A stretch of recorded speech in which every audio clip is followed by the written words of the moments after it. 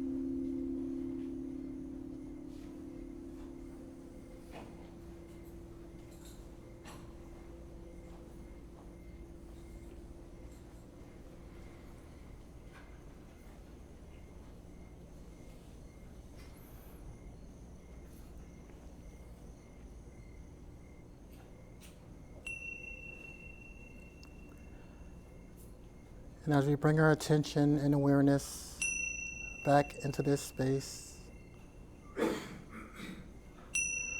back into this beautiful healing energy that we all co-created together. And at this time, I invite you to take a nice deep breath in and a long breath out.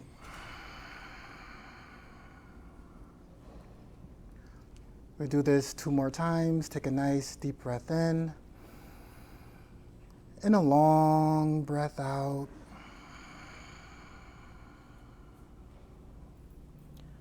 One more time. Take a nice deep breath in and a long breath out.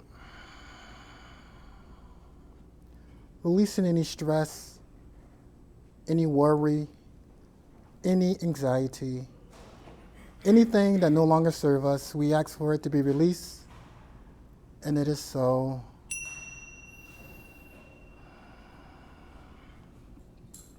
And when you're ready, and only when you're ready, if your eyes are closed, you may open your eyes.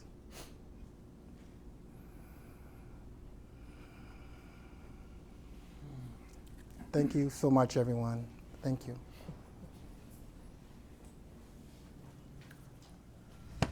Good evening and welcome. My name is Nicole Miller, and I'm excited to extend a warm welcome and gratitude and thanks to the Hartford Foundation's Black Giving Circle. On behalf of Goodwin University and University of Bridgeport, I welcome you. Not only do I serve as the Associate Dean of Diversity, Equity, Inclusion, and Belonging here at Goodwin University and the University of Bridgeport, I am proud to say that I also serve as a steering committee member of this impactful group. And what makes me so grateful for this intersection of my 2 worlds is that they both feed my passion for helping others who look like me. Many of you may not realize Goodwin University serves 56% students of color, which means that the work that the Black Giving Circle is doing and the work that Goodwin is doing is the same. And it is because of these groups that I'm able to give back. And because of these groups, I'm able to have a greater impact by working with others like yourselves who share in the same work and this passion.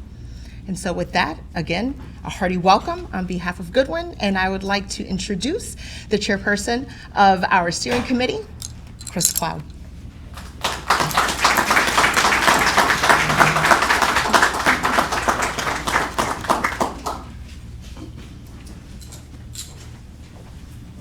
Good evening, everyone. How are you? Well, I have to say, between Nicole's warm welcome and the symbols there, I'm feeling pretty good right now.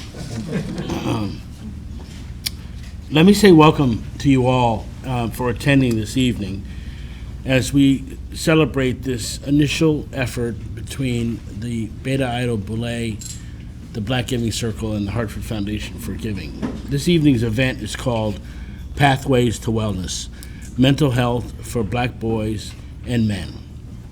My name is Chris Cloud, and I have the pleasure of serving as chairman of the Black Giving Circle, but I also have a dual role in that I am what's called, it's going to sound funny to many of you, the Sar Archon, which means the president of my foundation, Sigma Pi Phi, and our member Boule here in Farmington Valley, which is called Beta Iota Boule.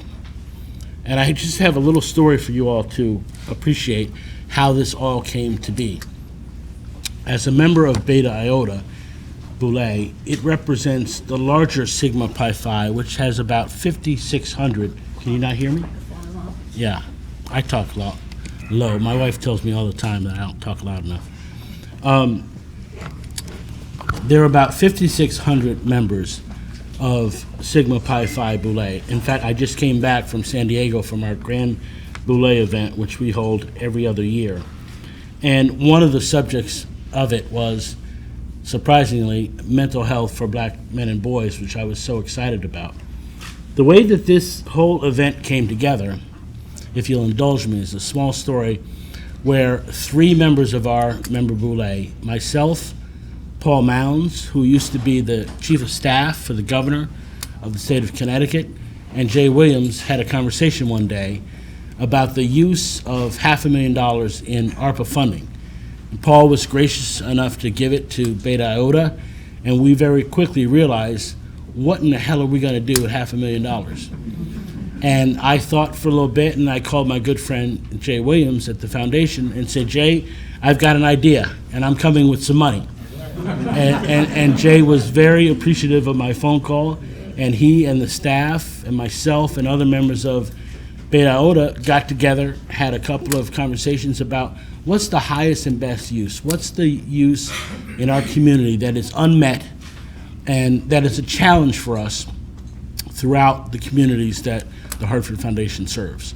The added benefit was that we already had a vehicle, right? We had the Black Giving Circle, which has this extended history of giving funds to members and organizations of the African American community in the greater Hartford area. So that marriage was made. We signed documents. Some of you may have seen the press release that we did, and we are so very excited to have all of you here this evening to hear a little bit from some experts on our panel this evening about the importance of mental health and wellness for young black men and boys. We hear so much about this subject, but often the resources are not there, the practitioners are not available for members of our community, and finding opportunities for people to become practitioners to serve young black men and boys is also a real issue for us. So we're excited this evening to hear from them and hope that you all enjoy this, hope that this is a robust conversation between this group. Relationships matter, right? I mean, none of this would have happened had it not been for my relationship with Paul and my relationship with Jay. So we're very excited about this tri-party agreement and all the good work that has been done thus far. I first want to thank the Hartford Foundation and their team. Specifically, I'm going to call out Romy for her enduring patience with me and her effort to pull this group together and begin to work on these various projects. Sierra, Francesca, and Jay himself and his whole team for all this work that they've done. Brad Drazen's around here somewhere else. He also helped us, as well as other members of the staff. So thank you all for your ongoing support. I also would be remiss if I didn't thank a few of the members of the Black Giving Circle who are here this evening, if they would stand or at least be recognized. Robert Ike, Nakia Hall, and Nicole Miller, who you already heard from. Is there anybody else that I'm missing? Thank you guys for your ongoing support. We've got a lot of work in the future. As you know, we've got a meeting on Thursday. I hope that many of you attend to hear what progress we've made. And then in October, we're going to have or November, we're going to have our final selection process of the funds that we have garnered, and we'll distribute them out to member organizations throughout the community. I want to say a little bit about the Black Giving Circle, and then I'm going to turn the program over. The mission of the Black Giving Circle, as many of you may know, is to create sustainable change in the black community. Yeah, it's not working. Really got to talk. I'll do it. Is this working? I don't think it's working. Can everyone hear me? Oh, it's off. That's not your fault. I'm going to grab the other. All right, how about now? There we go. There you There go. we go. Don't hit the button. Is that better? Yep, don't hit that button. Okay, there we go, there we go. I wanted to say a few things about the mission and goals about the Black Giving Circle. As I said, one of the missions is to create a sustainable change in the black community by leveraging the philanthropic efforts of donors like you and celebrating black philanthropy. Members examine issues facing Greater Hartford's black community and recommend grants to nonprofit organizations that address these issues. The fund to date has reached nearly $700,000. That's a significant amount of money. I said when we started that my goal would be as chairman to see if we could get to $1 million. Did it go off again?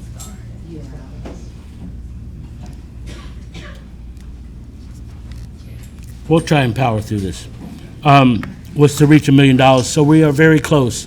Since 2016 in raising and reaching our goal.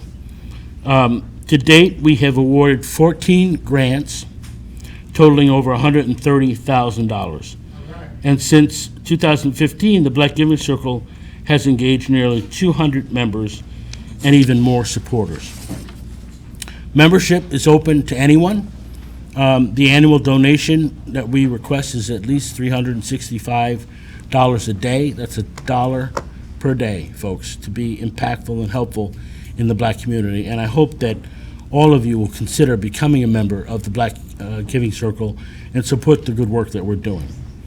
And then finally, as I mentioned, the focus for this year's grant making will be this issue that you're going to hear about this evening. So you're in tune for a wonderful event this evening. I want to thank everybody for being here, and we look forward to a fantastic Q&A and panel.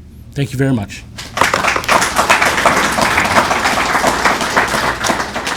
Again, I want to add my welcome and thanks to all of you for coming out. My name is Jay Williams. I have the privilege of serving as the President and CEO of the Hartford Foundation for Public Giving, and we are so excited about the discussion this evening.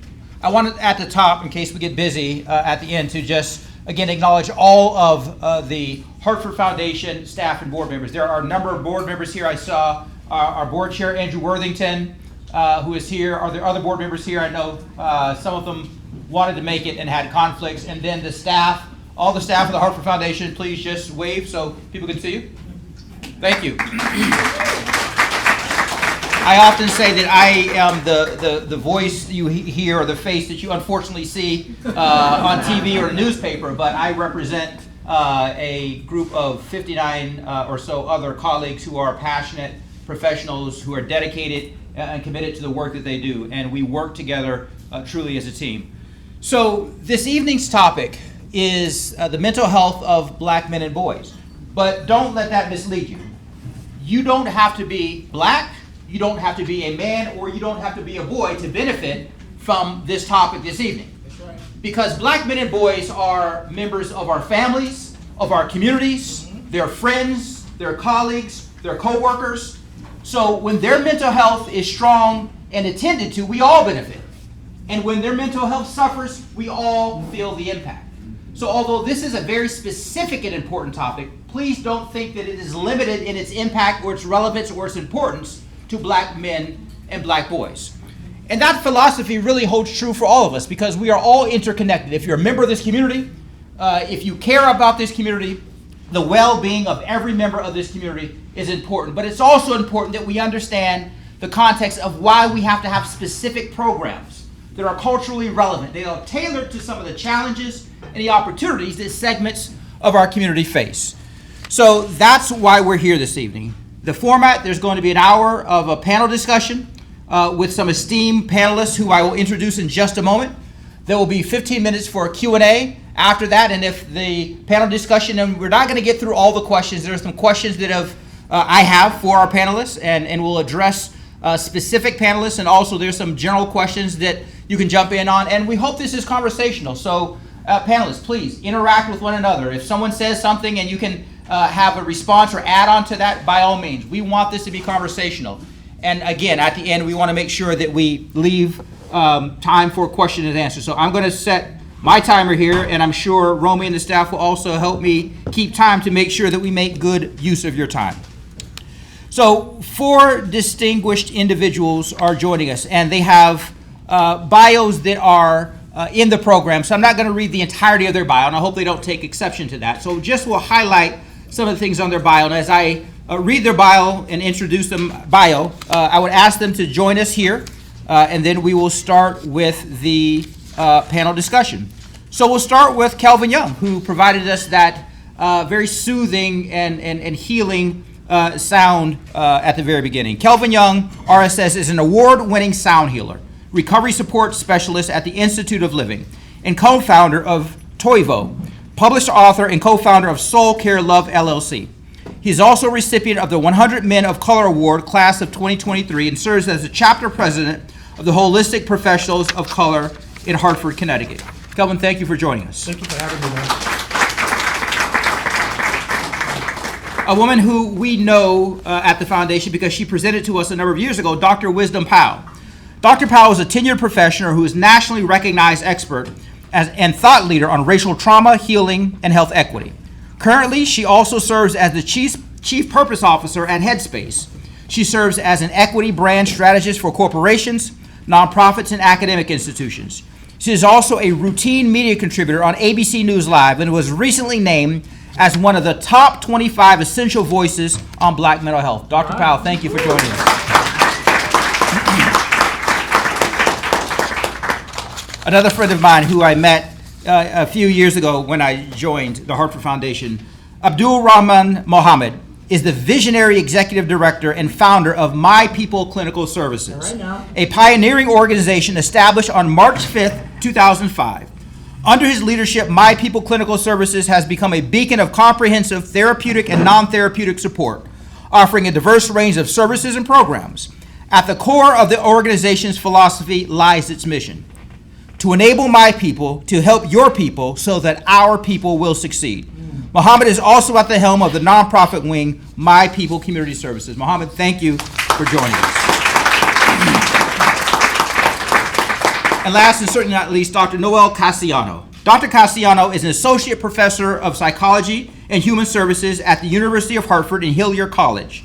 Dr. Castellano obtained his bachelor's degree in sociology and criminal justice and a master's degree in marriage and family therapy from Central Connecticut State University. He is also a licensed marriage and family therapist with the state of Connecticut, and he also obtained a doctoral degree in clinical psychology from California Southern University. Dr. Castellano, thank you also for joining us. So I'm going to start with, and I'm going to pass this microphone over because I don't think that one's working. That one is working now? Okay, that microphone should be working. Thank you, Roman. So I'm going to start with a couple of questions that each of the panelists feel free to respond to, and we don't have to go in any particular order. But if you would respond, and I'll ask the first one, you'll all respond to the second one, then get into some specific questions for you as panelists. So if you would think and reflect on your journey and your accomplishments, what are some of the most significant changes that you've observed in the field of mental health for Black men and boys today? And how can we address these issues at a community level? So over the course of time that you've been involved in this field, I'm certain that there have been changes and evolutions and philosophical approaches that seemed relevant at one point and may not be relevant now, or vice versa. So if you can just share with us some of the most significant changes that you've seen or experienced and how we can bring those to a community level engagement, which is why we're here today. All right, since Abdul generously gave me the mic first. Thank you. First of all, I want to thank the Hartford Foundation and Black Giving Circle for inviting me. It's a true honor to be here and to be part of this groundbreaking and very important conversation, right? So thank you for inviting me. One of the things that I want to start with is growing up, I experienced how in our, these microphones are, is it still on? Oh, all right, here we go. It kind of comes and goes, I don't know why. I experienced how in our families and in our community, as boys and men, we were told to not outwardly express our feelings, right? Some of the messages I'm pretty sure you probably heard of: men don't cry, men have to be strong. How about this one? Man up, right? And a lot of other things that were messages that we grew up hearing as men and boys.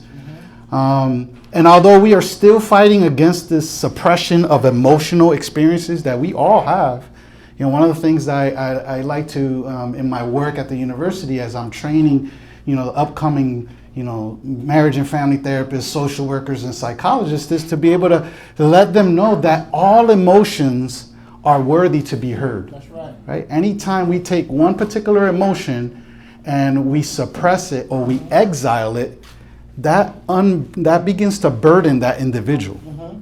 So, we have to, as a community, we have to think about how we can address this, kind of experience that men and boys are having, where they are told they can't express their emotions, right? That they have to be strong, you have to man up, and that no matter the circumstances or the experiences you had in life, that somehow that shouldn't faze you, that shouldn't affect you in any kind of way. And I think that we are now openly addressing this, right? Like the events like today, and making it okay for everyone to feel safe to express whatever emotions they feel. And as a community, we have to let men know that they can express themselves without being judged or without their emotional expression being used against them later on. And that, again, that all emotions are welcome. When I started My People, my initial goal was to create a fatherhood program. I got me some paper and I created a brochure. I was going to create the Father to Father program. And I started going to meetings and I would talk about my fatherhood program and how important it was for fathers to be involved in their children's lives and the impacts that fathers made. And I quickly found out that at the time, this is 2005, no one was really interested in fatherhood at 2005. People weren't thinking about father inclusion. They weren't thinking about having fathers. And I was trying to work specifically with DCF, but that idea hadn't reached the table yet. And so now, 20 some odd years later, almost 20 years later, you know, DCF has transitioned where they have a director of fatherhood services. We have a statewide fatherhood engagement leadership team. We have fatherhood engagement leadership teams inside of every office. We have fatherhood engagement services in every region. And so I feel like to be able to see, and keep it in mind that oftentimes when we're talking about fatherhood and DCF, we are talking a lot about Black men and boys. And so to be able to see this transition and growth, I don't want to sell that we're at the finish line. We're not at the finish. It sounds good, but we've made a lot of progress because now some of the systems are in place that we still have some work to do in, but we're able to work them now. And so to be able to see that transition over the 20-year period has been, you know, from us being able to not have a program that would get referrals to being able to pilot fatherhood engagement services to now even having fatherhood engagement services for fathers coming out of prison or in prison. That's a major change. So I see the change that is coming on. And you know, I'm just excited about the work that you're doing. And Abdul and I have partnered on so many things related to Black fatherhood. And I think that area of work is so critical to resolving the kind of challenge that we're facing, and also presents unique opportunities for pathways to healing. So thank you again for your work. I think what I will call out is when I came to the field as a psychologist, at that time, the scholarship, the evidence base that we were building a lot of these programs on was fairly vapid and very limited in its focus. And it was a scholarship that I primarily characterize as deficits focused. And so what we were faced with was what Chimamanda Ngozi Adichie warned us of, those single stories about Black men and boys that framed them solely as problems to be solved. And that forestalled our progress. It forestalled our radical imagination in producing systems that could speak up to them. And so rationally, they stopped trusting us and started to back away from health systems in moments and times in their life course when they really needed it the most. And what I've seen over the course of the time that I've been in this space, from the times when I was doing barbershop studies in the late 1990s and walking up to Black men and saying, in exchange for a haircut, tell us about your health and lived experience. From that time until now, lots has happened. As a chairperson of the American Psychological Association's task force on health disparities in boys and men, we were able to produce the association's first ever report on racial and ethnic minority men and boys. And that was a huge milestone, and it was a lot of political, turmoil on getting that report across the finish line. Similarly, in 2010, while I was president of the Division on Men and Masculinities, we actually produced the APA's first ever clinical guidelines on working with boys and men, because we recognized that at that time, we had not really considered the gendered social arrangements that men found themselves in, and we treated men and boys as if they were genderless. And that was a mistake because we weren't creating pathways to care or processes of care delivery that would speak to their wounds. And so I've seen a lot of progress. We're starting to see a lot more scholarship. I could literally count on my hand at the time that I started doing this work the number of scholars. In fact, we all had each other's phones. We didn't have cell phones and it were landlines. I'm dating myself. But we would, say, hey, can you go to this thing? Because I can't go. That's how few people, scholars, were doing the work to create the evidence base that we know we need to build programs upon. So there's been some shifts, and we're starting to see less scholarship that asks the question or frames the problem as what's wrong with you, and more scholarship that's focused on what's happened to you, and sort of dealing with the social conditions in which men live, work, play, pray, get educated, and receive their health care. And to me, that's progress, and not one to rest our laurels on, because there's so much more work to do. But I'm excited to see, even in this room, that we're having this conversation today. Thank you so much, Dr. Wisdom. And just real quickly, it's an honor and a pleasure to be here with all of you to share a little bit about my story, my experience. And I want to give a full disclaimer. I do not consider myself an expert, but I do have my lived experience and some things that I learned throughout my journey that we call life.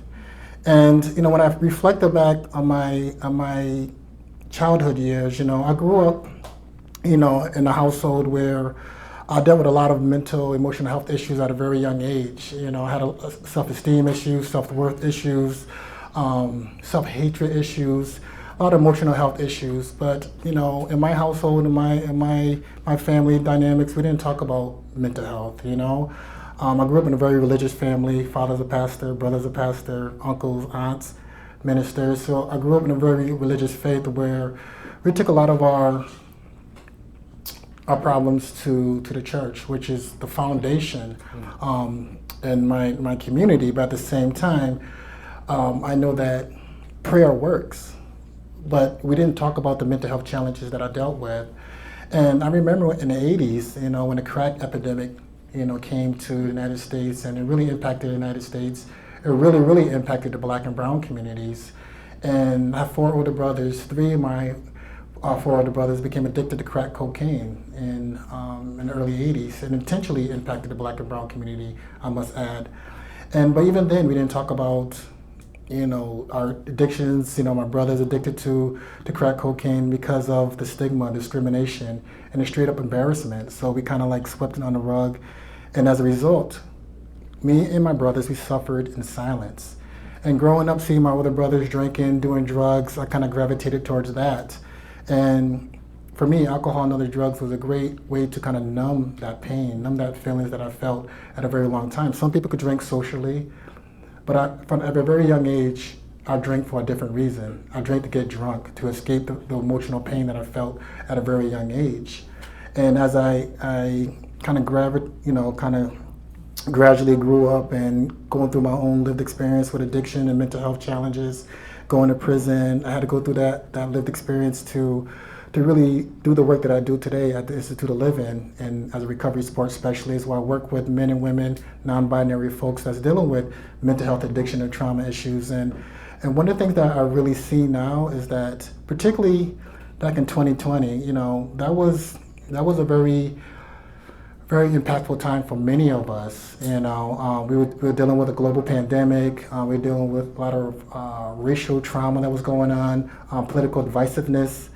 And for the first time working in the work, doing the work as a peer recovery support specialist, work with people that's dealing with mental health, addiction, and trauma issues, the same experiences I'm in recovery from, I noticed a large amount of people, particularly Black men, coming to seeking therapy. And that was, like a large amount of people, because of everything that was going on.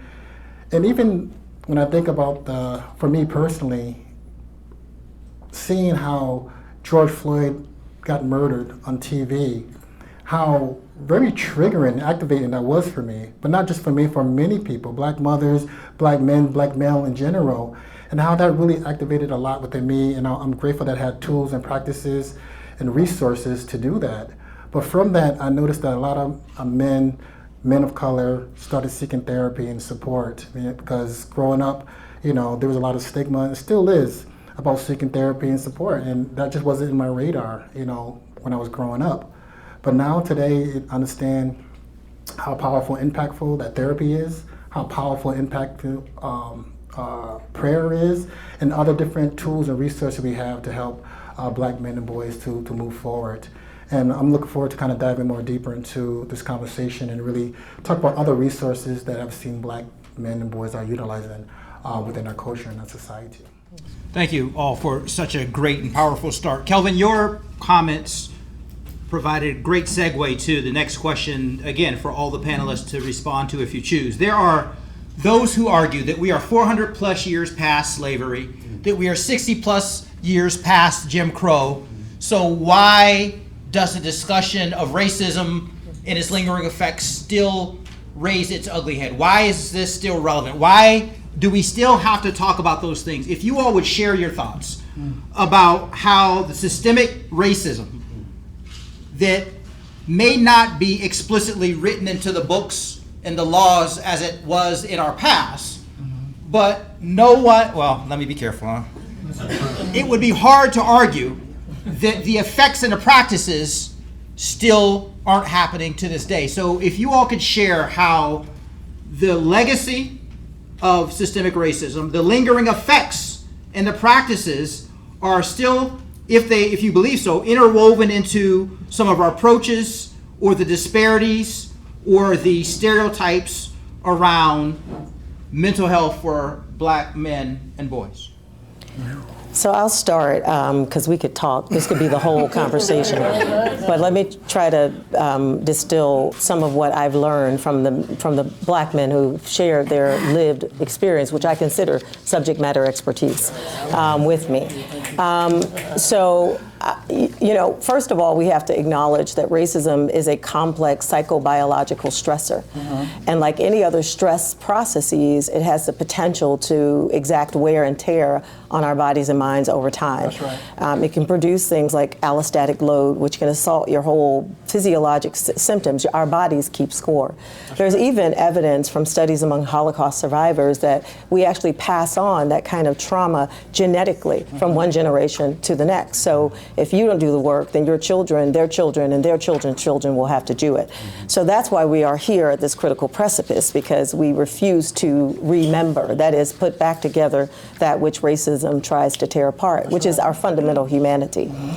And the reason we have to think about this in the ways that we're talking about it today is because of the long tail of the impact that racism can have on our psychological well-being. We know from a number of studies, both that have been conducted cross-sectionally, that means looking at something in a slice in time, and studies that have been conducted longitudinally, that racism can lead to more depression, anxiety, and post-traumatic stress symptoms. It's not that people who have depression and anxiety see more racism than others. That was the once hard felt sentiment among many scientists. We've debunked that. It is, in fact, that racism leads to these outcomes. And if we know that, then it is up to us as a society to heal those wounds. Right. As I travel the world and work in places like Rwanda and South Africa, and particularly in Rwanda, where the going line is to remember Kwibuka, which is celebrated every year to remember the genocide against the Tutsi, is all about never forgetting what we've experienced so that we learn from that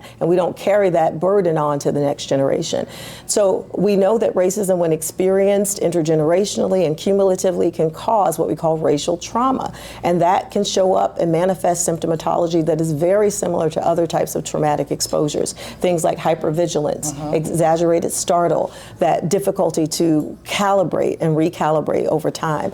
That has implications, as Jay mentioned, for our whole society. What happens when we don't heal the wounds of racism, we all pay a heavy cost. The economic cost of not solving the racism crisis in our country is being felt every day. It shows up in our GDP.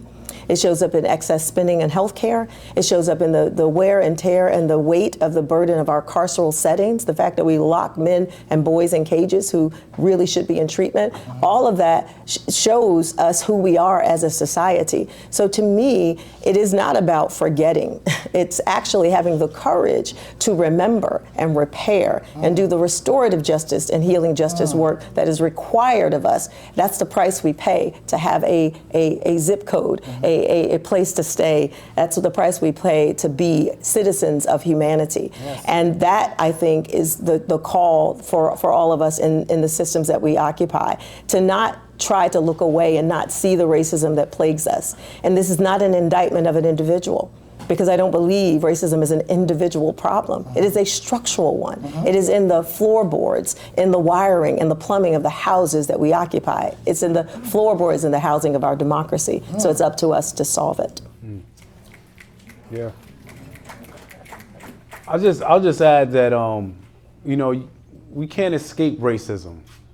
I think that a lot of times what happens is we think that we get our master's degrees, our doctorate degrees, we get a good job, we move into the right neighborhood, and us in this room, we could escape racism.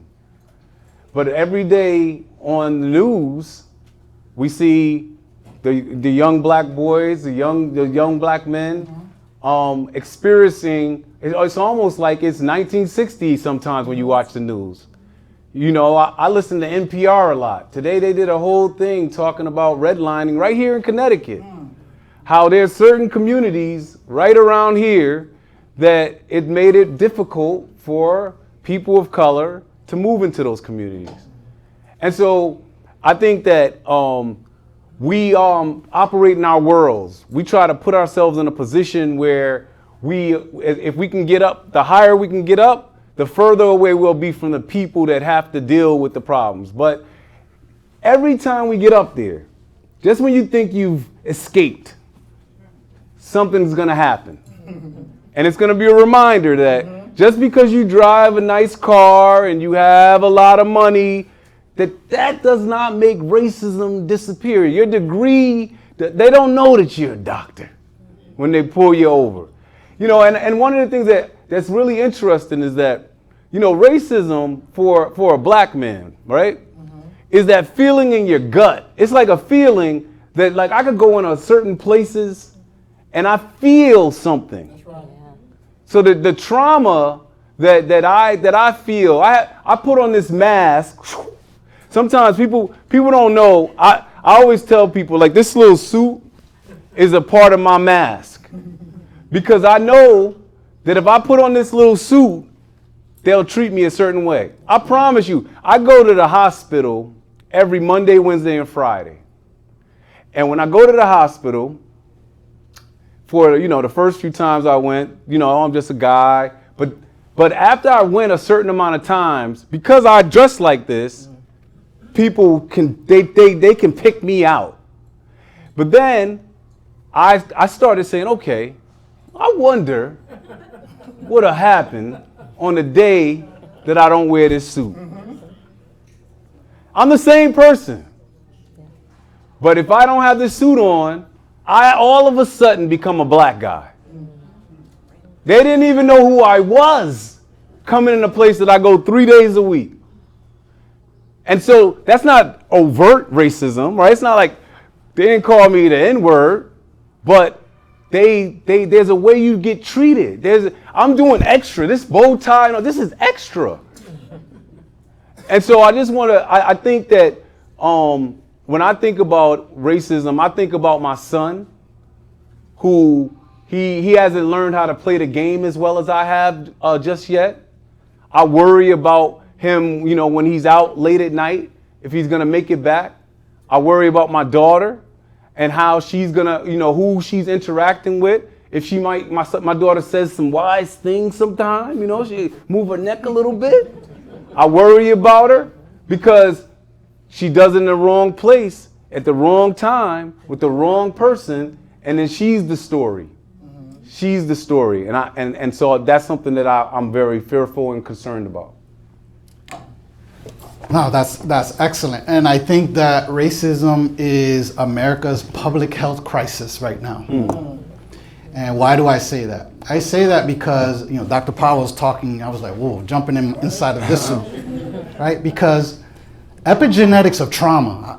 If you have an opportunity just to kind of understand that the epigenetics of trauma, again, it was found through this kind of research study from descendants of the Holocaust and looking why there were certain kind of health disparities amongst those individuals that come from this descendants of people that experienced the Holocaust. They weren't there, they didn't see it, they didn't feel it, but they still had, these health outcomes. And there's a trauma gene called FKBP5 that trauma gene begins to break down the telomeres of your DNA. Now, if you know what telomeres do, they're the protective end caps of your DNA structure that keeps you healthy. So now we start to understand, because of systemic racism, overt or covert, why our Black and brown communities are struggling with a higher disparity of health issues, such as inflammations of the body, diabetes, even cancer. And I try to be very careful with that, because one time I was talking about this and I had someone say, now I know why I got cancer, right? I'm not saying, but there are risks, you are at higher risk for certain health issues such as cancer, diabetes, heart disease, and fibromyalgia, and all these kind of inflammations of the body, because of how the epigenetics of trauma works. And racism is a traumatic experience that, again, if we don't do something about it, it passes from one generation to the next, and like it was said, it doesn't matter where you live, what kind of clothes you're wearing, what kind of degree you have in front or back of your name. We all carry this unfortunate legacy of traumatic experiences from our ancestors. And if we continue to be exposed day in and day out, we don't have time to recover and to heal from that history. So it is a public health crisis. Kelvin, did you want to respond to this? Just real quickly, sure. Yeah, just real quickly, let's be clear. America was the foundation of racism and the caste system. And looking at how a person can be judged or think that they're in a certain class just because of the color of their skin. That's the foundation of the United States of America. So it's built on racism and racist ideology, and how that racist ideology is kind of like it's in our psyche. So a lot of us don't realize, some of the racist ideologies that we've been programmed to even look at other people with different colors or backgrounds or nationalities as just that programming of racist ideology is in our subconscious.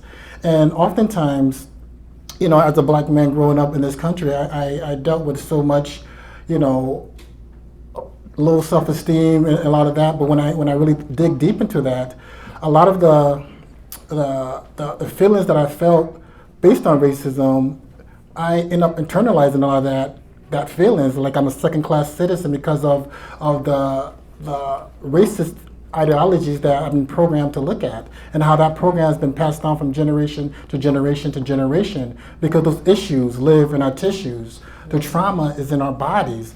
So therefore, we have to be, mindful how racism plays. We can see overt racism where somebody saying something derogatory, whatever the case may be, but a lot of it is structural. A lot of it how we view people with different colors of skin, human beings with different colors of skins, and how that impacts our mental, emotional, and physical well-being, because the mind and bodies are intimately connected. What impacts us mentally is going to impact us physically as well too. And like how Dr. Noel just mentioned, how a lot of those health issues that Black folks experience, a lot of it has to do with the ways that racism plays out in this country. So I have a question for each of the panelists, specific to your work, and we'll go through those, and if we have time, I'll have a second question for the panelists. So Kelvin, let's start with you. You exposed us to a session of sound healing. I have heard of it, but have not necessarily been able to experience it firsthand, as we've done today. So in your experience as a sound healer, how are alternative therapies such as talk circles, somatic healing, and sound healing, how are these accessed by community members? Are these therapies becoming more accessible and well known? do they remain relatively obscure? We see a lot of advertising for different approaches and spas and this and that and the other, but how do we make sure that the communities who may benefit from this are aware of them and are aware of how to access therapies like this? Absolutely. I remember, I first learned about sound healing when I was incarcerated, when I was in prison. I was in a tier program in prison, and I had a lot of misconceptions about practices like yoga, meditation, sound healing, and to be quite frank, I didn't see a lot of people that looked like me. I didn't see black men practicing yoga, meditation at that time. And just to be honest, I really thought that yoga was for privileged, rich white women because the way it's marketed here in the United States. And I thought meditation was for hippies and Buddhists, and I didn't subscribe to none of that. So therefore, I was like, these practices is not for me. But when I was in prison, when I was able to really meditate and really meditate with sound, because sound was a great anchor to keep me into the present moment, it was a great tool to allow me to go within. And by practicing these modalities, I was able to find a sense of calmness and inner peace, even being in a very hostile and restrictive environment such as prison. But most importantly, I was able to understand the root causes of my experiences with addiction while in prison. And by practicing sound healing, I realized that it was the unhealed emotional pain that I experienced in my life, the unprocessed trauma that I endured, that for me went all the way back to childhood, but also adolescence and adulthood trauma. But like we're talking about now, also the ancestral trauma, the intergenerational trauma that I experienced. Just the trauma of my ancestors, my family members coming from the western parts of Africa, Ghana, Nigeria, Mali, to the Caribbeans, to the Geechee Gullah lands of South Carolina, where my parents are from. That was extremely traumatic. But never mind the centuries of so-called legalized childhood slavery, the racist Jim Crow laws, all these different things that happened to my ancestors, how that been passed down to generations, and that lives in my body. So therefore, all that trauma that I didn't realize it was in my body. So once I was able to practice these modalities and really see how it was beneficial for me, I became passionate about sharing with other people of similar experiences, particularly similar experiences as me. And part of my work at the Institute of Living and Hartford Healthcare in general, where I go to other facilities like the Ridge and other facilities to really implement these holistic healing modalities to people that's dealing with trauma, mental health, or addiction issues. And one of the things I realized and see how at the root of what I've learned, at the root of a lot of these experiences is the chronic stress. And chronic stress is one of the major contributors to setback, relapses, but it also it's chronic stress. It's at the root of most chronic health conditions that we deal with in our culture and as well too. So a lot of the indigenous practices that my ancestors had, like storytelling, there's so much power in hearing somebody's story, and we all have a story to tell. Drumming, dance, the call and response, like I was talking about, that's very healing and very therapeutic. And a lot of it, I could go on, but even the practices that we see in wellness spaces, particularly in the United States, a lot of it has been colonized and marketed and packaged and whitewashed and sold back to us at a very high price. So therefore, it's time for us to reclaim our practices. And there's a belief system around these practices that it's against our faith, but when we dig deep enough, we go back to ancient Kemet and all these other places, we realize that a lot of these holistic practices that other people are claiming as theirs, we have a lot of roots in. So it's time to really go back to the basics of things and tools and practices like storytelling, like group sharing, feeling comfortable to be vulnerable, and how healing that is. We impress people by our strengths, but we would connect with people through our vulnerabilities. And have an opportunity to hear another person's story, understanding that we have a shared humanity, and having tools and practices like sound healing, yoga, and meditation to really get to the somatic aspects of it. Because talk therapy could go into so much, and it's very, very powerful. But like I said, those issues live in our tissues. There are traumas in our bodies. So having somatic practices like sound healing, like yoga, like meditation, all these practices to help us to get to the root of our traumas and why I'm always walking around hypervigilant all the time, why I'm feeling so angry all the time, because a lot of that trauma that passed down from generations in my body. And once I can recognize that and see that by using tools that I offer like sound healing, it really helps us to change the way we see ourselves, the world, and the people in it. Thank you. Abdul, this question is for you. One of the programs you created at My People's Clinic was the Manhood Tree program, which includes various components focusing on different stages of hoods. How do these components collectively support the mental health of black men and boys? So maybe if you could give us a synopsis of the Manhood Tree program and then tell us how it supports the mental health of black men and boys. Sure. So the Manhood Tree has 4 initiatives. We have the Manhood Tree group, where we focus on the 6 hoods, which are boyhood, teen and young adulthood, brotherhood, fatherhood, and manhood. And so we have a 10-week curriculum where men can go through that group. And our goal with the group is really to allow them to the space to discuss these phases of their lives in a safe space where they have some direction and support from a facilitator. Typically, when men get together, we might talk about anything under the sun, maybe women, maybe sports, but we won't talk about how when I was growing up as a kid, I have some trauma from when I was a boy. When I was having these issues when I was a teenager, and my self-esteem was going down. And so what we try to do with the Manhood Tree group is provide that space, and then after we've dealt with some of the past, we go into kind of the space that they are now, where we talk about brotherhood, fatherhood, and manhood, because these are the phases of life that they're going to be in for the rest of their life. We have also the fatherhood monologues. We ask men in our community to write stories about being a father or being fathered. And initially, people think that it's actually a group, but they think they're coming for practice. So they come in and they think they're going to practice their monologue.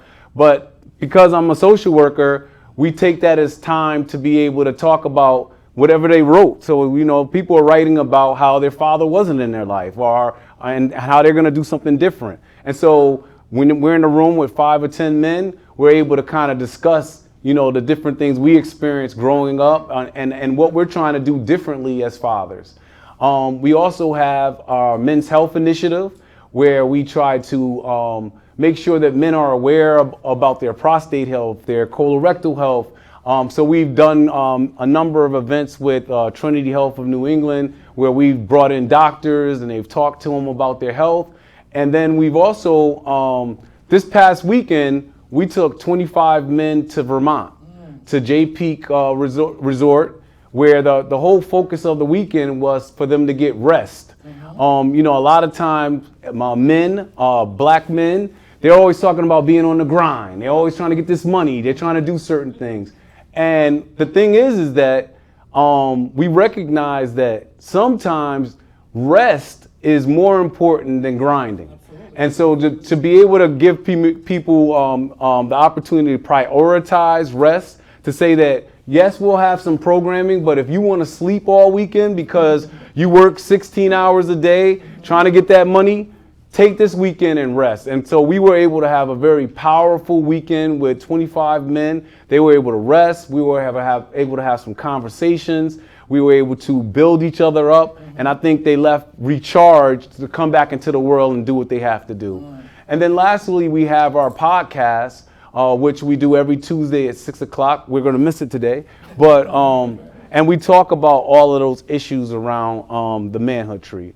And so the 6 hoods is like the foundation of what we're trying to discuss.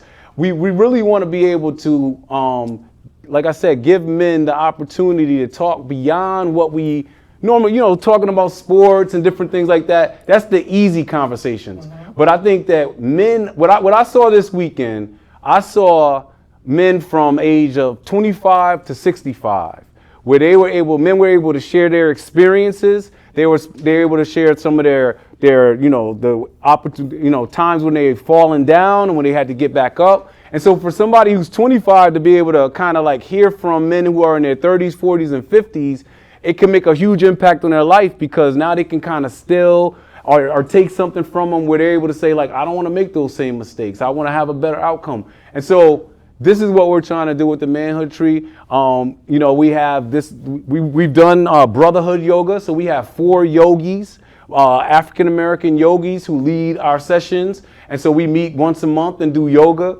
We're going to do a smoothie takeover at an African-American owned smoothie spot, where we're just trying to encourage healthy living once again. And so all of these together, between having a space to talk And then also having these different activities and events where we take people out of their normal environment to allow them to be able to rest and reflect on their lives. I think we have an opportunity to make some major changes with our men in our community. Right, thank you. Yeah. Dr. Powell, considering your contributions to media outlets like ABC News Live and various other publications, how do you see the role of media in shaping perceptions and conversations about mental health for Black boys and men? And what can media do better to support these conversations? Well, I think that one of the things that the media has a powerful opportunity to do is to disrupt single stories and to change the framing of the stories that we offer to the public. I think it's a big difference in telling a story about, for example, when I was covering the trial for Ahmaud Arbery, and I was being asked to comment on sort of the circumstances that underlie that tragedy and also how we need to rethink it. It's all about the questions you ask. It's all about how you frame the story, but also what experts you bring to commentate on those stories. If you're wanting to understand how those, for example, the experience of bearing witness to the ritualistic killing of Black boys and men in communities, why wouldn't you bring someone who can speak to that topic from a culturally relevant, humble, and sensitive point of view? Right. I think it really does matter that you also couple those conversations with science and evidence. There are a whole swath of scientists who are studying these issues and who can offer a grounded and evidence-based perspective. And often those are not the people that they call. Mm-hmm. They call personalities or celebrities or athletes. And I love my brothers and sisters that are on courts and fields, but they are not the folks I want to hear from when we have these types of issues happen in our communities. I think that really does matter. I also think that the media should be very cautious about when these things happen and how they put them out in front of people. We learned a lot during the pandemic that, bearing virtual witness to those killings, particularly among adolescent boys and girls, that bearing witness to that over and over again actually produced trauma-like symptoms. Right. So you have a responsibility to not continue to show that. Seeing it once is probably enough for all of us. I understand, the importance of keeping people informed, but there are ways in which you can talk about those issues without the repetitive display of that, the trauma porn that sometimes media get caught up in. And I do think that, right now, especially our democracy is, at stake in a way that it hasn't been for a very long time. I think we owe it to ourselves to tell the whole truth about the circumstances, to bring in multiple perspectives and viewpoints. Stop with the singular commentator. Bring in a panel of experts who can offer differing opinions and who can help set up a conversation that is grounded in a spectrum of realities. Because the idea that there's a monolithic group of Black men in the world is a farce. Black men are non-binary. Black men are living with neurodivergence. Black men are in carceral settings. Black men are service members in our military.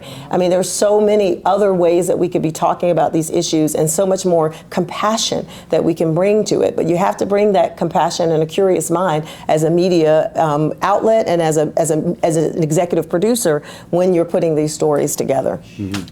Dr. Castellano, as a licensed marriage and family therapist, what are some unique perspectives you bring to addressing mental health in the Black community? And let me add to the question that I don't know. So I would presume that you may have a primary client, let's say a Black man who is a husband and a father. Do you also, in addressing the issues of that client, that patient, need to figure out, incorporate, and help the significant other or the children also as a part of that session of therapy session or that treatment plan? Yeah, let me, is this on? It's on and it's off. All right, so I'll hold it like it's working, right? And before I go there, because I want to answer how I look at things from the systemic perspective, everyone on this panel, and I'm sure there's a lot of people here doing great work, but I want to quickly give a shout out to what Kelvin is doing. And let me tell you why. I want to give you kind of a takeaway with you to better understand, because as we think about mental health, we usually just talk about talk therapy, and EMDR, which I'm certified in, and IFS, and cognitive behavioral therapy, TFCBT. All those are great models. But I want you to do something for me. Take your hand and do this. Right? I'm not saying thumbs down to the panel. Right? This is an example of your brain, right? So this right here is your spinal cord, which connects your brain to your body, which now we understand the neurobiological connection between the brain and the body and the impacts that it has. And then when you think about the way that our brains develop, it develops in this kind of neurosequential way. The first area of the brain that develops is what we call the brainstem. Say the brainstem. The brainstem manages all those automatic central nervous system processes that you don't even have to think about. You don't have to think about breathing. You don't have to think about your heart rate or your heartbeat or any of those automatic functions that we have, right? Your brainstem does that for you. But remember that the brainstem is hijacked by trauma. All right, so and hold that thought. We'll come back there. So after the brainstem is what we call the diencephalon, or the midbrain, right? If you can't say it. Diencephalon, the midbrain. The midbrain takes care of those things, those motor functions that now you have a little bit of input, right? You have to. That was my fault now. Motor function, so walking, all those things that we do, right? The midbrain is responsible for that. Then after that area here, the third knuckle or the third finger, is the limbic part of the brain. The limbic part of our brain is our relational brain. When you are with your family, with your friends, you're using your limbic part of your brain because it's our relational part of our brain. Then the top part of our brain, which they call the executive functioning part of the brain, or the cortex, is our smart part of our brain, where we make decision-making process, abstract thinking, personality development, all of that. Now, why do I say that? I say all of this because we have to understand the way the brain works when we're trying to address mental health. And trauma disrupts the brainstem. It lives there. That's why when you ask clients that are struggling with PTSD or any kind of traumatic functions, they say, I can't sleep. I can't, my heart is racing. I'm hypervigilant, hyper aroused. I'm struggling. I feel detached. I feel numb. Those are all central nervous dysfunction because the brainstem is hijacked by trauma. Now, this is where I want to give a shout out to Kelvin and all the great work that he does. We have to consider, remember that this brainstem is the first area of the brain that develops, and it starts to develop in the womb, intrauterine experiences, right? The brain starts to actually wire itself at 59 days after conception. So if you start to think about how early our brain starts to wire itself, depending on, it'll start to give messages to that growing person what world we're coming into. So when we think about systemic trauma, maybe domestic violence, substance use, all of these things that can disrupt healthy neural development in the womb, now we have an individual that is born that has a particular temperament, and then if they have kind of disrupted attachment and bonding experiences, that person is struggling with trauma. And the only thing that we found through neuroscience that helps this part of the brain, the brainstem, to heal itself is not talk therapy, is not EMDR, is those things that are repetitive, routine, right? When we're in the womb, what's that environment like? We hear mom's heartbeat. We hear, kind of the repetitive nature of that kind of environment. So mindfulness, yoga, dance, art, all these kind of activities that are therapeutic to help kind of unburden a traumatized brainstem. Because if someone is here, they're in survival mode. Right. Now you understand, why can't this person maintain healthy relationship? They don't have access to the limbic. Why is the student struggling in my class? They must have ADHD. No, it's trauma. They don't have access to their cognitive or their cortex, their kind of executive functioning part of their brain. So we need more kind of practices such as what Kelvin is doing to really kind of find a holistic way. And yes, there's a space for talk therapy, but we have to understand how the brain works. So I hope that's helpful, and I'll get back to the question. And I'll be brief because I know I took too much time on that. But as a systemic treater, we have to, like what you were kind of talking about, we have a father or a gentleman that is in treatment. We can do the best therapy with that particular man, but if they're going back to an unhealthy environment, all the work that we're investing is not going to be sustainable. So we have to include family. We have to include the community and their environment we have to include all those other systemic ways that this individual is being affected, and be able to find ways for him to be able to find healthy spaces and healthy ways and coping mechanisms to manage all of that.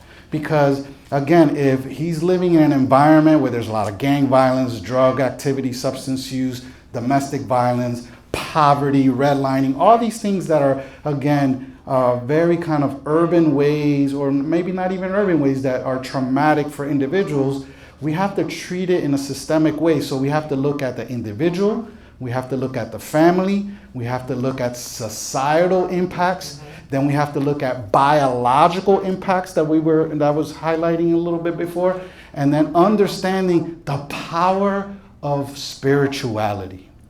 Anytime that an individual is struggling, where do they usually go to first? Their spiritual community, because there's healing in community. Anyone that is isolated, withdrawn from a community is at risk to not be healthy. But we heal in community when we have strong, healthy connections to positive people in not only in our community, but also in our families. Thank you. Did you want to respond? Well, I just wanted to add, I'm so glad that you lifted up the power of community and also made the connection to Kelvin's really important work. And, you know, one of the things that occurred to me when I was working at UConn as a Health Disparities Institute director, we started two things that align with what you're describing. This idea that you have to treat the whole community.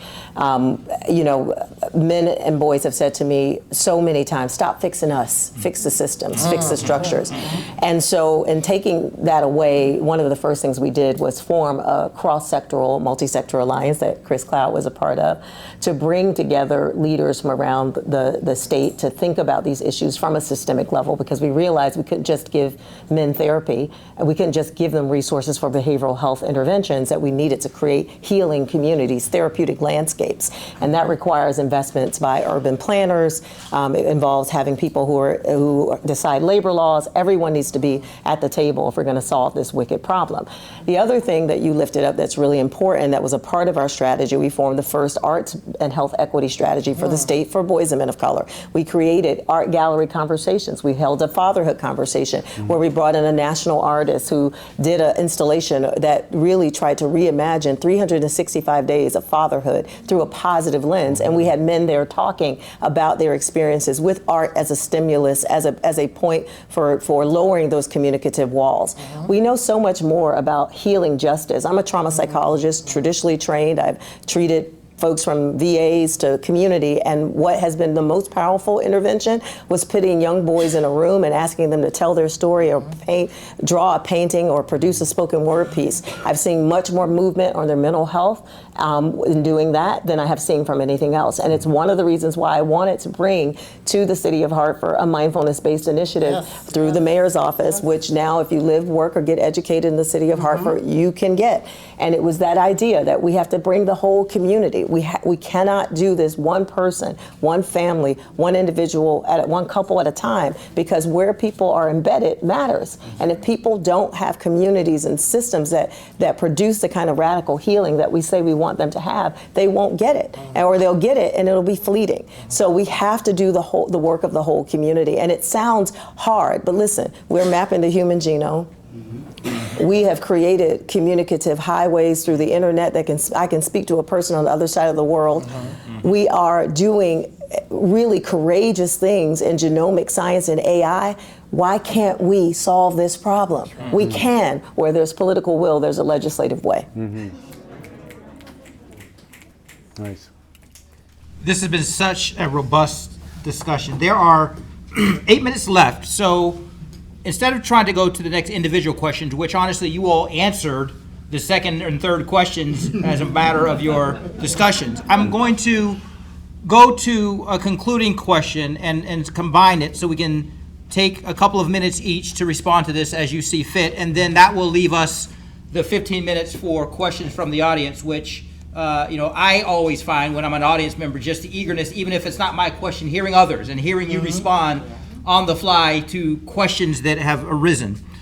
So as a concluding question, each of you can respond to this. We're here because we want to work together in this partnership to highlight some of the resources that are available or identify some resources that might be missing. So that's part of it. But as we conclude this part of the discussion, is there an action that each of you believe that we can take individually or collectively to create a more supportive and equitable mental health environment for Black men and boys? Again, we aren't the practitioners like you are, or some of you may be. But whether we're a practitioner or not, what are things that we can do individually, as individuals or collectively, to create a more supportive and equitable mental health environment for Black boys and men? You want to start, Dr. Cassian? Oh, sure. I think that what's one thing that we can do to kind of make an impact, because in the spaces that I move, right, and I see Michael Williams here, Deputy Commissioner from the DCF, and he recognizes this, and anyone that kind of understand the lack of clinicians of color that are out in working in the community, right? So how can we intentionally promote, support, and encourage our young men, women of color to become clinicians, right? I sit at a university, or two universities, University of Hartford, and when I look in my classroom, I'm lucky if I see maybe one or two African Americans and maybe one Latino student there, right?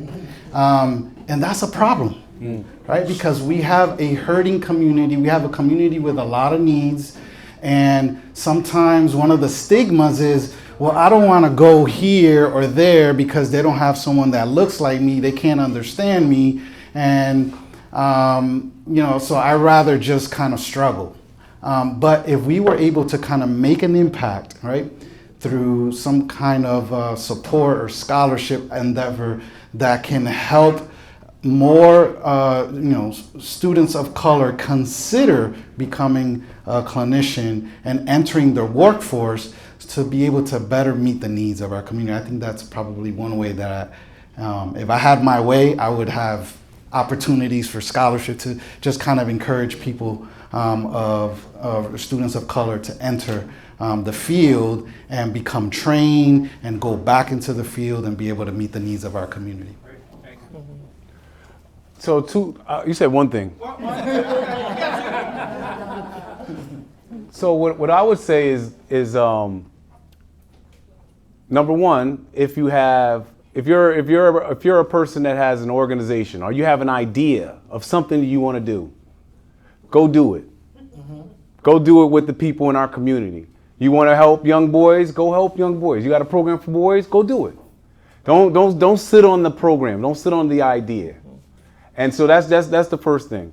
And then for even the people in this room, my thing will be, this is like the intelligentsia, the greats. Go back. Because when we talk about boys and men of color, black men, boys and black men and boys, it's being able to see somebody like you doing something. You know, when you see somebody, you know, I was young one time. I didn't always have a gray beard, right? But I could see Michael Williams when he was older, right? I had my father, right? I could see him. And so when you have people that you can see doing certain things and you say, well, this person does that, it's always, you know, young people are always whispering about the people that they think are making it. He drives this nice car, he owns this business. But the thing is that if you wonder why kids want to be drug dealers. They see them every day. They're right there in front of them every day. They're giving them an option. They say, this is what you could look like. This is what you could do. And so we don't ever go around those places so they could see something different. And so all I'm saying to you is that it's nice for us to be in the places that are comfortable and, you know, air conditioned. But if we want to make a difference in our community, they're out there in the block. We got to get into the school. We got to get into those places. And listen, I'm not saying to you that you got to go give your Saturday. Give me an hour. 1 hour. You like to read books? Go to a school and just read a book. You know, it's something to see a man or a woman walk into a place. I mean, one time, I'll wrap on this. One time I went to my father's job with him. I was a kid. I was probably 10 years old. And I went to a job with him. And he was quitting the job. He was leaving actually for us to move to Connecticut. And the way he walked across that campus, every person was stopping and giving him a hug and telling him about the impact he had on them. And it had an impact on me seeing him be who he was. It made me say, I'm going to be like that. Not everybody has a father, but it could be you. And I think that we need to challenge ourselves more to go back. You know, we get out and we never go back. But you need to go back because it will make a difference. And you could see it immediately, you know. And so, and the thing is, you can't just, you give us an hour, but it got to be every week for the rest of your life. It can't just be 1 hour and that's it. I love it. I did my hour. All right. So, I mean, I have lots of ideas about how we need to restructure our societal investments, but I'll save that for the Q&A perhaps, because I think what we're talking about here is what we can do as everyday citizens. And so I think one of the things we forget about the value of is just holding space. And particularly for young boys, and I'm going to talk specifically about our young people because I'm youth obsessed, and I also think that, as Kwame Appiah told us, future generations will condemn us for not doing what we know is right for these young people who are going to inherit the world that we created for them, quite frankly. So I think that what you could do today is hold space for a young person, a young boy. And when you see him whole. And when you see him struggling, you don't ask him, like, why are you doing that? Don't be agitated. Get curious about what is underlying what you perceive as behavioral upset. And ask the critical questions about what they're feeling. Help them talk about their emotions. What we know for sure is that boys start out earlier in the life course having all the emotional language and the capability, and we socialize it right out of them. And this is just not black boys, this is all boys.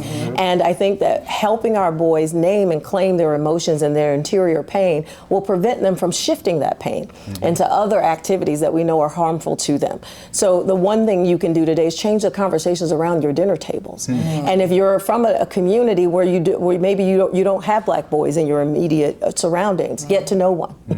Get to know about their history and their experience, and treat their discussions about themselves as subject matter expertise. They know the best about themselves. When we held healing circles, intergenerational fishbowl dialogues in the city of Hartford, what we heard from young boys is, hear us.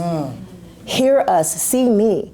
One little boy told me the story of walking into a room and watching everybody's face deflate because he walked into the room. So when you see a young person, as Toni Morrison told us, light up when you see them, you would be so surprised at how much of that has a lasting impact on them every day.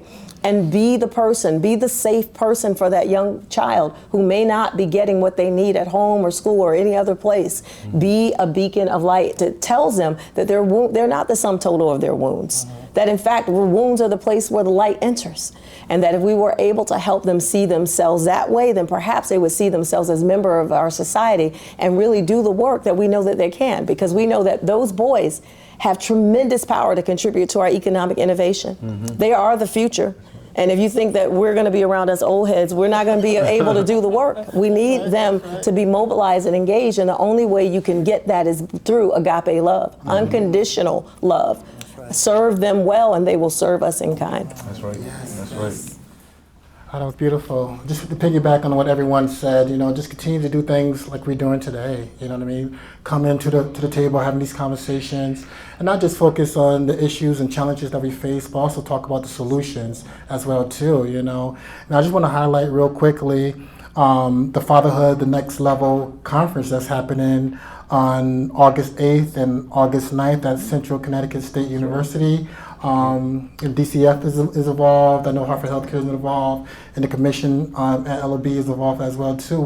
We continue to have these conversations, but we're going to have a lot of solutions that we're going to talk about at this next level conference for Black men and boys. So actually, it's going to be for boys and men of color. So the Black and brown communities as well too. So, just real quickly, one of the things that I want to do as a person with lived experience with mental health, addiction, and trauma issues is we have a little crew that we got together called Sober Black Kings, and we meet every month. We go out and grab a bite to eat and chill. But one of the things that we did last Saturday when we talked is we want to create a space, even like a scholarship fund where people with lived experience that experience addiction, mental health challenges, and they enter into recovery from mental health or addiction, and they want to give back into the communities or even work in the field as peer support recovery support specialists. At Hartford Healthcare, we have a Recovery Leadership Academy where we train people to be recovery support specialists to work in the field in behavioral health settings, because I believe that representation matters. So we want to sponsor Black men to work in the field and utilize their lived experience to help another human being that's going through different challenges as they face as well too. That's just one of the many things. There's so many different ways that we can really connect with people. I know there's a few organizations, particularly in Chicago, are doing work within barbershops. There's work that's happening with sports and therapy and conversations around that, and really engaging in ways that they're able to connect with them, allow the guards to go down and really impact them by cutting their hair or playing sports, and just really connect with them. And I just really do believe that representation matters, and only 4% of therapists are people of color, but there's also ways that we can take people with lived experience, get them trained, get them into the neighborhoods and the communities, and really support people that's going through similar challenges. Thank you. So it is 7:51. We have 9 minutes. So to the greatest extent possible, if you keep your question concise, this is a complex issue. I'm not going to ask them they know how to give concise or in-depth answers, but to the extent if you can keep your question concise, we'll get as many questions as we can in the 9 minutes. I saw Dr. Marta's hand. Go up first. Thank you. This has been an excellent discussion. And very quickly, I am a physician, and there are clearly very few of me who are out there. We want more people in our schools to get to the clinician level, but we have a much larger structure that is very white American dominated. The textbooks still continue to teach the same things that we are trying very hard to unlearn. What has been your experience in trying to address this issue at the level of the medical school training? Oh, I can absolutely speak to that. Since I just left the medical school to go to Headspace. So here's what I see as a challenge, and you just named it. Our training pathways are too long. I, work in other settings where, across the world, where we're training people in the villages in Rwanda. They have 2 psychiatrists in the country, and we're training everyday people, just like Kelvin mentioned, to be on the front lines and do mental health first aid and to be able to do triaging and the referrals. That's the kind of rapid intervention we need. And so to your point, systems have to listen to the people who are coming to them. And what we hear resoundingly, loudly and clearly is that the structures are overcomplicated. People have I have degrees and I have a difficult time navigating specialty care.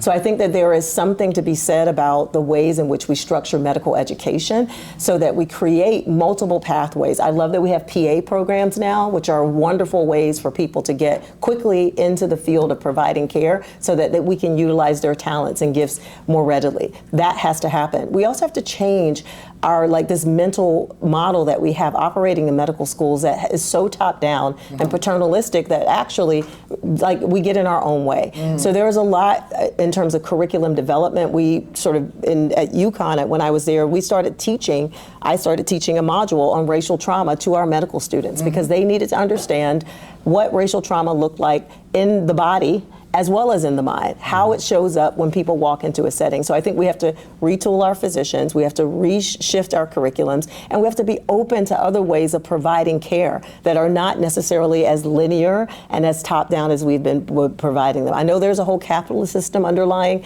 how we provide medical care, but people are dying and the disparities are costing us a tremendous amount, both in time, talent, and resources. So that's what I would say.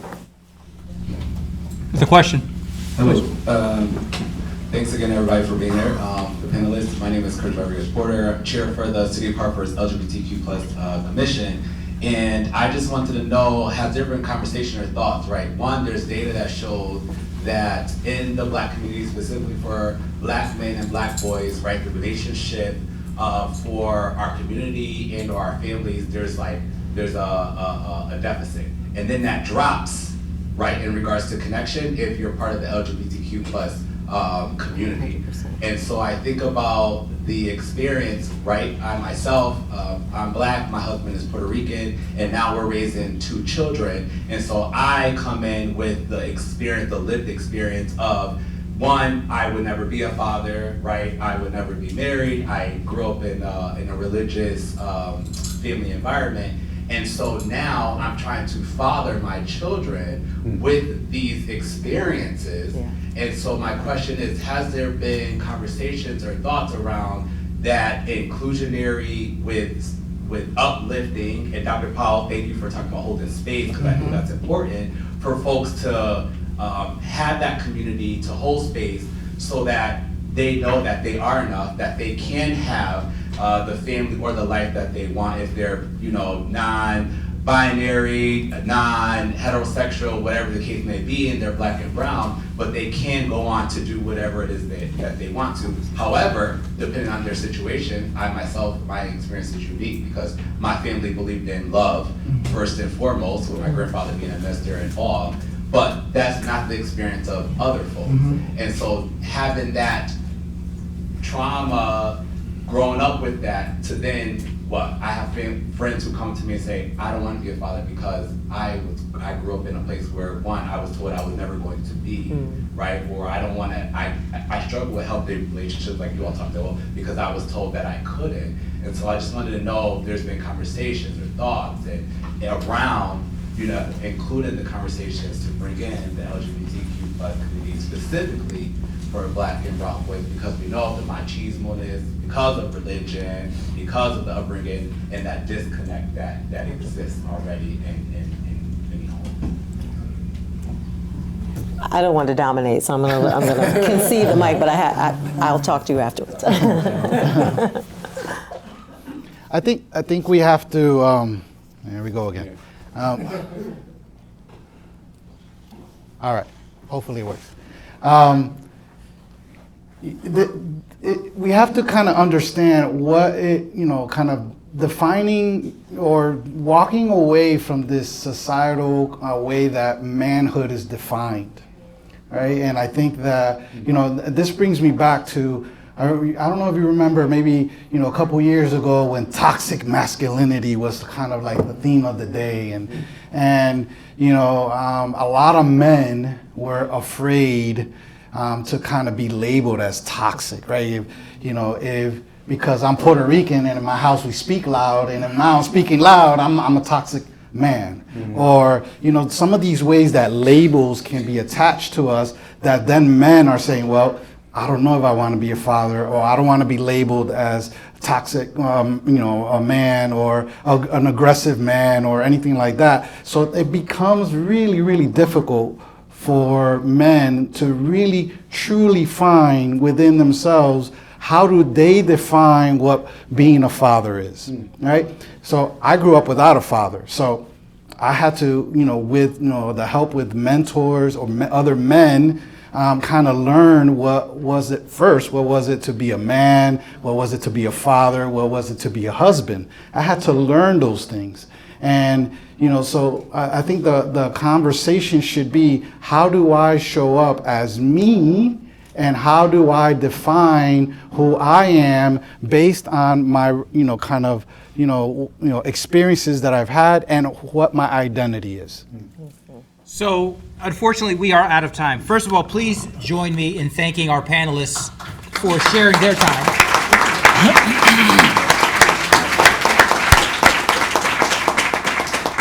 I want to thank, again, the staff, the support of the board, the Black Giving Circle, members, leadership. Chris, I would have taken your call even if you didn't have a check for $500,000. So, thank you for having $500,000. Would have taken your call anyway.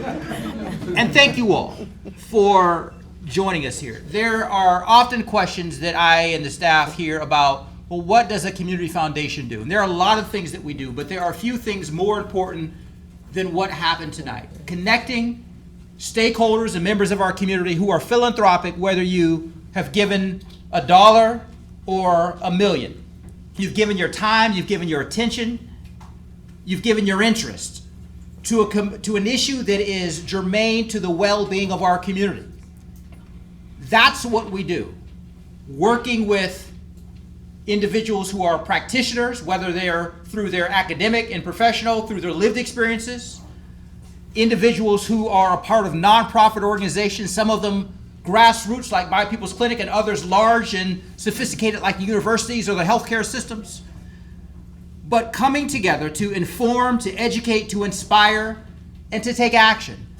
That's the essence of a community foundation. We are nearing our 100th anniversary. We are so proud and so excited of that. We couldn't have arrived there without the generosity of donors, without the partnerships of nonprofit organizations, without board members of past and present, without staff members, without all the things that are represented and reflected here. But as we think about the milestone that we are approaching, there are still a host of challenges and opportunities that we face in this community. I hope, and we hope, that as we think about what was said tonight, what was shared, that call to action, simple things that don't require a lot of money, that don't require a lot of sophistication, that don't require fancy titles, but simple things that can be powerful and compelling and replicated and brought to scale. We thank you for being here, and this is the essence of who we are and what we do. This particular topic and so many others that we've had in the past and will have going forward. That's what a community foundation is about. And without the community, we're just an organization that, would not have the purpose and the impact that we seek to have. So thank you all for coming out. Thank you for joining us. Again, our panelists, wonderful discussion. There are folks who want to talk and chit chat afterward. I don't know. They're going to kick us out of here at some point. So Rami's going to give us instruction. Don't let my title fool you. They call me president, but don't let it fool you. So I'm going to shut up. Give this to Romy, who's going to give the instructions you should really listen to. Thank you all. Thank you, Jay, you did a phenomenal job as a moderator, and thank you all again for being here. Before we leave, I know Kelvin is going to be leaving us for another engagement, so if you have to go, please do. We want to start off in the same fashion that end off in the same fashion that we started, and so we're going to invite one of our colleagues, Willona, to come join us for a closing mindfulness moment. And after that, we do invite you to stick around for a little bit, finish your conversations, and then we will probably get kicked out of the space. Thank you. Thank you, Romy. Hi, like Romy said, my name is Walona, but my last name is Are You Okay?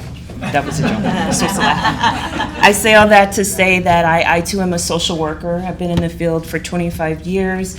I actually graduated from the UConn School of Social Work, and I also teach part-time as an adjunct professor. So I'm just very honored for this platform in this space, and just wanted to stress the importance of, we talked about a lot this evening, right? I know some people are passionate, concerned, reflecting, reliving stories. We brought up a lot of topics relating to trauma, but very much so in these spaces, it's very important that as we open up conversations that we close people back up. And so that's what I'm just here to do. I'm glad I at least made 2 people laugh, so that's good. I'll check that off my list. But I did want to take a moment for us to do a closing activity. It's low risk. I just want to let you all know that as well, in case you were wondering. So really, we're just going to take 3 deep cleansing breaths, just like we started off, all right? And so I thank you already. People are already adjusting, so great. Check again. So just, if you could just take a moment to just literally unwind, roll your shoulders back, and just hold yourself in this space. We talked about a lot. And so if you can just take in 1 deep breath in, and hold it, and release, and exhale out, and take another deep breath. Inhale through your nostrils, and release and blow out. And let's just take 1 more deep cleansing breath. Inhale, and release, and blow out. All right? This is a really good exercise. I know we breathe, but do we really take a moment to take deep breaths? We don't do that all the time. We're always on the go. So take that. That's free. Use it all the time. Okay? Another thing is, we talked about prayer and spirituality. I'm not going to pray right now, but I don't know if folks are familiar with the Serenity Prayer, where it says, help me to accept the things I cannot change, the courage to change the things I can, and the wisdom to know the difference, right? And so these last few comments I'm going to share is for you all to think about. There's so many things we talked about, so many things we want to do, we wish we could do.